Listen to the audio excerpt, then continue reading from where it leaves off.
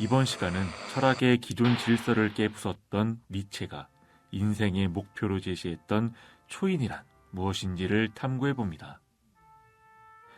조선말 대사전을 살펴보니 초인의 사전적 뜻을 보통 사람보다 뛰어난 능력을 가진 사람 정도로 풀이하고 있습니다. 그러면 저 문장 속 능력이란 구체적으로 무엇일까요? 남조선의 사전을 살펴보면 초인의 철학적 의미는 다음과 같습니다. 도덕을 무시하고 민중을 지배하는 권력을 행사하면서 인간적 가능성을 극한까지 실현한 리상적 인간이요. 니체 철학의 근본 개념이다. 무거운 것을 번쩍번쩍 들어올리고 뜀박질을 오래 하는 것 역시 신체적 능력에서의 초인이라 할 수 있습니다. 또한 수능과 복종을 거부하고 주체적인 사고로 자신의 삶을 창조하는 사람 역시 정신적이고 철학적인 영역에서의 초인입니다. 니체는 그러한 초인을 리상적인 인간의 모습으로 설정했고 대중에게도 초인이 될 것을 적극적으로 호소했습니다. 니체는 지금으로부터 약 200년 전 유럽 중부의 도이칠란드 출신 철학자였으며 망치를 든 철학자라는 수식어를 갖고 있습니다. 낡고 망가진 것을 무자비하게 때려 부수는 망치처럼 니체는 파격적인 문장과 사상으로 기존 철학의 질서와 체계를 무너뜨리려 했습니다. 이 세상을 창조한 근원이자 독실한 믿음 혹은 무한한 탐구의 대상이었던 신. 이 신을 향해 니체는 신은 죽었다라는 한마디로 맞받아치기도 했습니다. 신적 존재를 부정하여 인간의 주체성을 회복하고 강력한 의지를 발휘하며 자신의 삶을 스스로 꾸려나갈 것을 촉구하라는 의도가 담긴 말이었습니다. 그렇다면 초인은 무엇일까요? 보통 사람보다 뛰어난 능력을 가진 존재라면 그것이 곧 신이지 않겠느냐 하는 오해를 하는 분들도 계실 겁니다. 하지만 우리는 신이 될 순 없으나 초인은 될 수 있습니다. 권력에 복종하지 않고 고통을 두려워하지 않으며 강요받는 삶에서 스스로 결정하는 삶으로 변화하고자 하는 의지만 있다면 누구나 초인이 될 기회가 있다고 니체는 설파했습니다. 여기서 잠깐 아동용 우화가 아닐까 싶은 니체의 흥미로운 리론 하나를 소개해드리겠습니다. 니체는 초인으로 도달하기까지 인간의 정신을 락타, 사자, 어린아이, 세 단계로 분류했습니다.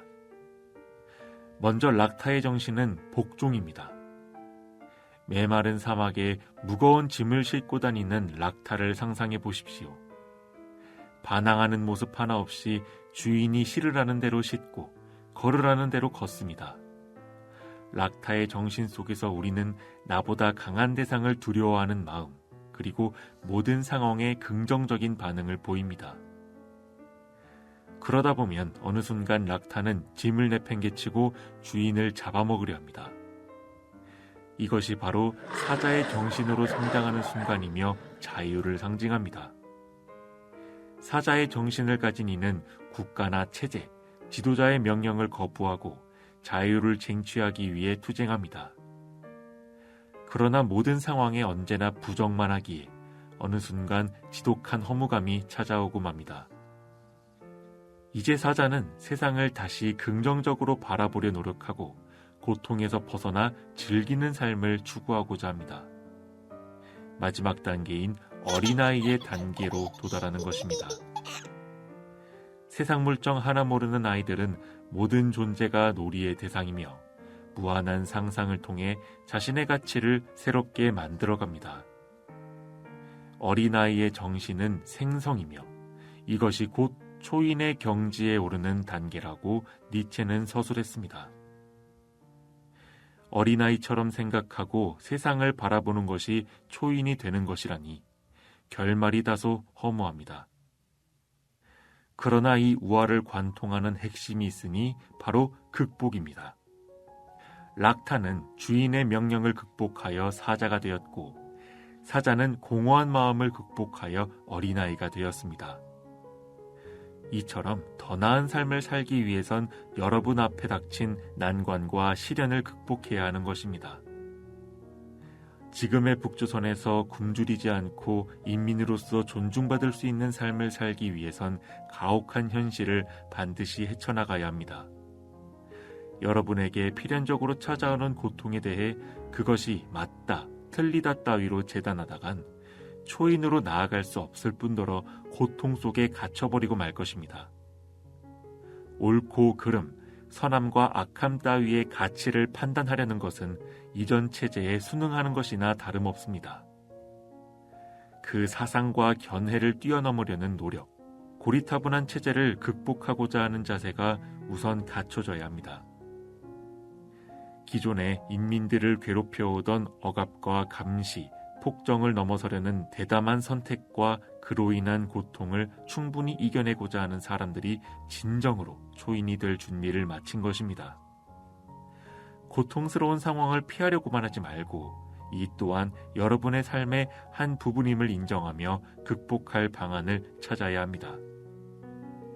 니체는 자신의 저서에 초인이 될 필요성과 관련하여 매우 호소력 있는 문장을 다음과 같이 적어 놓았습니다.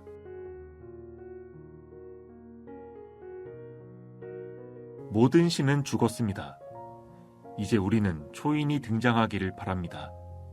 그래서 저는 그대들에게 초인을 배워주려 합니다. 인간은 극복되어야 할 그 무엇인데, 그렇다면 그대들은 자신을 극복하기 위해 무엇을 했습니까? 지금까지 모든 존재는 자신을 넘어 무언가를 창조해왔습니다. 그런데도 그대들은 이 거대한 들물의 한가운데에서 날물이 되기를, 자신을 극복하기보다는 동물로 되돌아가기를 원합니까? 이제는 인간이 자신의 목표를 세워야 할 때입니다. 드높은 희망의 싹을 심을 때입니다. 이 시대의 초인으로 되어 북조선의 변혁의 주역이 되고 우리 역사의 한 부분을 장식하고 싶은 사람이 이 방송을 들을 분 중에 분명 계실 것으로 생각됩니다. 그러나 어떤 목표를 세워야 하고 나에게 닥쳐올 고통을 어떻게 극복해야 할지 방법을 마련하는 것이 막막하다면 가장 좋은 건 여러분의 욕망에 따라 행동해 보십시오. 이 거대하고 단단한 부조리의 벽은 의외로 여러분의 일탈 행위로 인해 쉽게 무너질 수 있습니다. 당국의 규약을 어기고 이 방송을 듣는 행위부터 여러분은 초인으로 나아가는 위대한 첫걸음을 떼신 것입니다. 중요한 행사라도 있을 적엔 양말을 짝짝이로 신어보고 텔레비전에 수령동지 얼굴이라도 나오면 침바른 손가락으로 문질러나 보십시오. 철없는 아이처럼 행동하며 국가가 정한 규율과 복종의 대상에 흠집을 내는 겁니다. 마치 니체가 말했던 어린아이의 정신처럼 말입니다. 다듬어지지 않고 서투른 욕망에서 시작되는 개인의 가치관은 점점 더 큰 고통을 마주하며 세련되어지고 성숙해집니다. 그리고 각양각색의 가치관들은 여러분 스스로 만든 것이기 때문에 고단한 삶의 원동력이 되어줄 것이고 비밀스러운 욕망 표출을 드러내는 동지들끼리는 유대감이 생길 것입니다. 초인이 넘쳐나 더 이상 통제가 불가능해질 북조선이 되기까지 여러분의 일탈은 반드시 지속되어야 하겠습니다.